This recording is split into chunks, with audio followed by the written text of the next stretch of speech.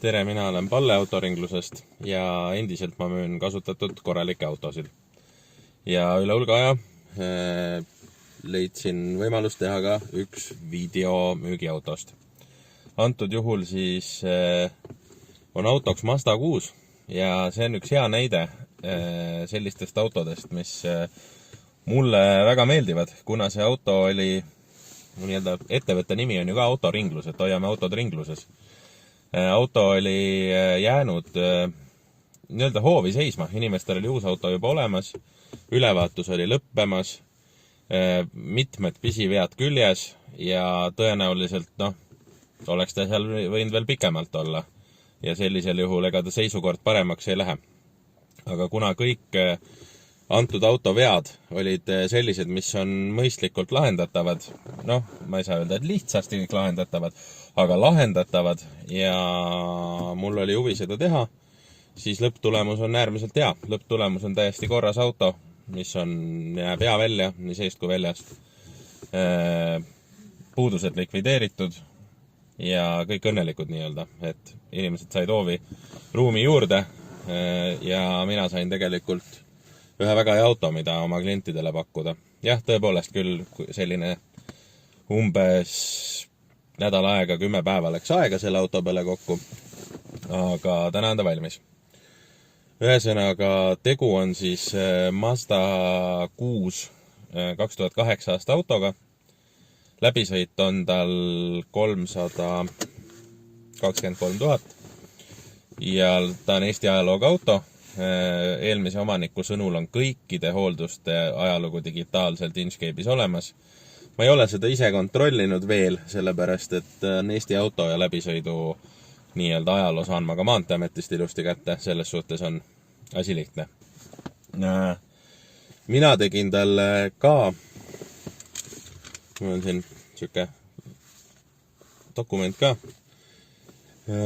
tellisin ka tehnokontrolli ja siis hoolduse ja olid mõned vead, et lahendatud asjad, näiteks tal oli üks rattalaager läbi, teda ma kuulsin ise Tallinnas proovisõidul ka kohe, undamine oli päris korralik.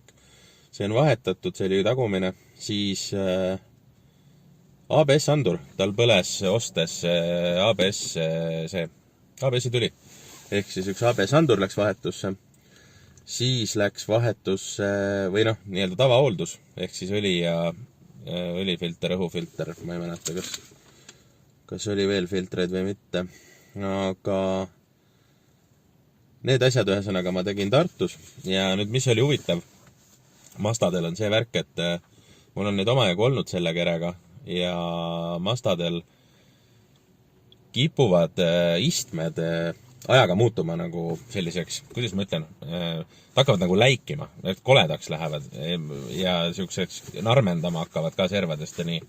Ja sellel autol oli täpselt sama asi, ta on ikkagi 3 sotti sõitnud ja ta sisu, üks asi, et ta oli must, see selleks, seda saab puhastada, eks ole.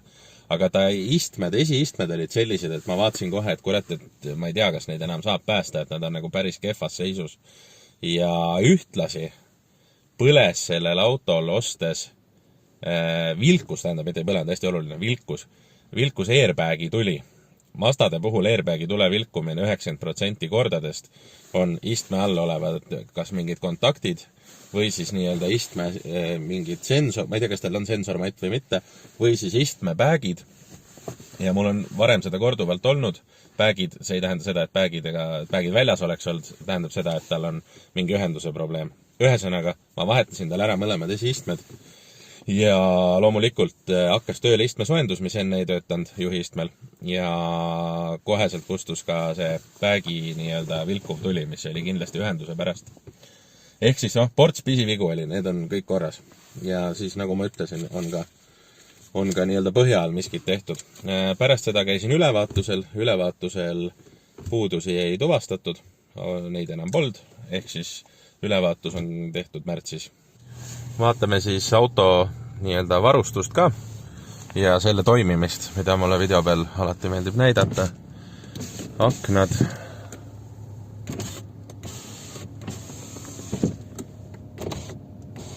Kõik aknad töötavad. Miks ma seda näitan? Väga tihti ostan sisse mingit autot ja selgub, et kõik aknad ei avane, siis peab sellega tegelema. Nii, peeglid on tal kokku klapitavad. Lähevad ilusti mõlemalt poolt, klapivad ennast ilusti lahti ka, lüliti on siin.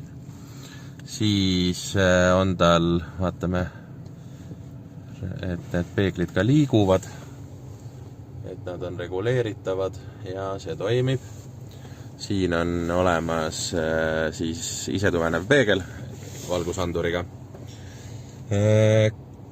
Lukud, paneme uksed lukku ka.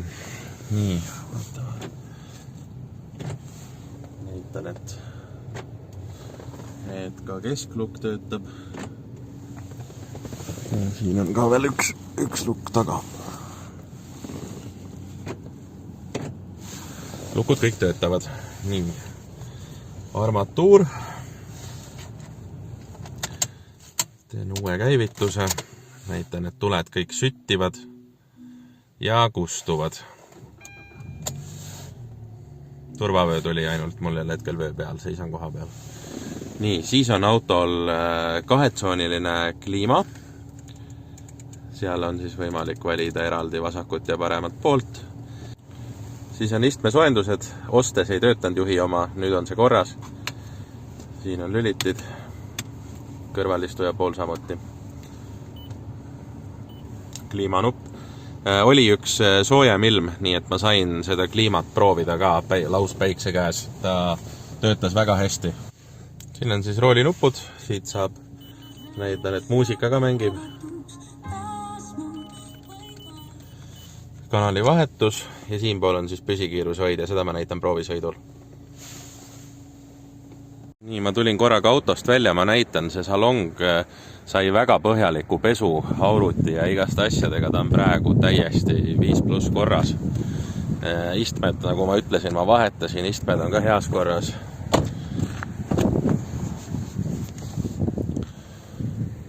Selline näeb ta siis seest välja. Uksed kõik avanevad, sulguvad, lukustuvad nii puldist kui nupust. Vaatame siit poolt ka sisse. Siin ma natuke olen ta mustaks teinud, sest ma sõidan taga vahepeal. Aga üldpilt on väga hea. Ja vaatame siia ka.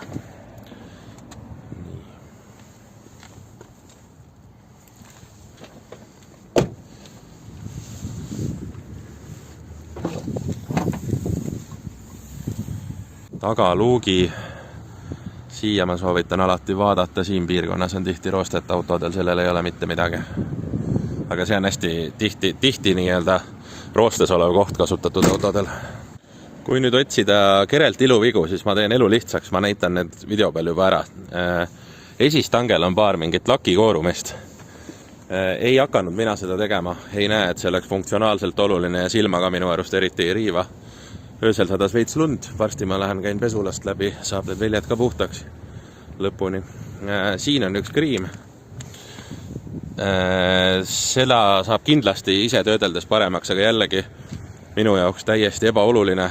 Seda selles hinnaklassis ma kahjuks lahendada ei saa. Et päris 5+ perfektseks kõike ei saa. Siin on veel leiab kerelt mingisuguseid väiksemaid kriime. Ja ilmselt mingeid täkkeid, näiteks siin on ka üks väike kriim. Ja esitiival on ka. Aga neid on kõiki võimalik koduste vahenditega oluliselt paremaks saada, kuigi see kellegi jaoks väga oluline on.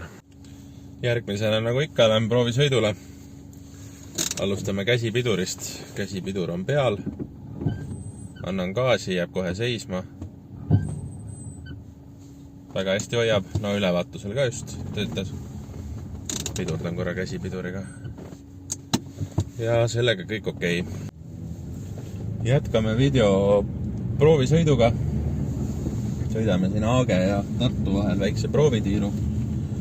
Ja ütlen kohe ära, et siin midagi huvitavat nii-öelda ei tule, et see auto sõidab täpselt nii, nagu üks auto sõitma peaks. Hetkel kiirendan 0 maanteekiiruseni, kasti käiguvahetused sujuvad, mingeid rakse, lakse, nakse ei ole. Näitan sõiduajal ka armatuuri, temperatuur umbes täpselt keskel ja seal ta püsib. Ma olen juba juba sõitnud Haagele ja tagasi ja natuke veel. Ja mingeid märgutulesid põlema ei ole läinud. Niipidi ma saan näidata ühtlasi ka seda, et kruiis aktiveerub, seal on kruiisi kiri ja siit siis hetkel kiirendan. Ühesõnaga püsikiirushoidja töötab. Nüüd saab vaadata, ma hetkel lasin roolist lahti täiesti, et auto püsib väga pikalt oma vööndis, ta ei kisu kuhugi. Ja nüüd nagu tavaliselt ma proovisõitude ajal teen, ma teen ühe pidurduse, kiirendan 80-ni, lasen roolist lahti ja näitan, et ta ei värista rooli, mis on nii-öelda hästi levinud viga, et kettad on autodel tihti natuke kõverad ja siis hakkab rool kohe niimoodi mängima pidurdades. Aga sellel seda ei ole, ehk siis ketaste seisukord on hea. Nüüd kohe jõuame nii-öelda ideaalsesse kohta, kus on hea veermikku testida. Muidu ma vanasti tegin seda raadil, seal ERMi ümbruses oli palju selliseid teid, aga siin on Lõunakeskuse parkla, nii-öelda hakkab siit kohe pihta. Ja siin on hästi palju neid kunstlikke takistusi, lamavaid politseinikke. Ma jään vahepeal nüüd vaid ka, siis on kuulda, et mingisuguseid kolakaid ei ole kosta.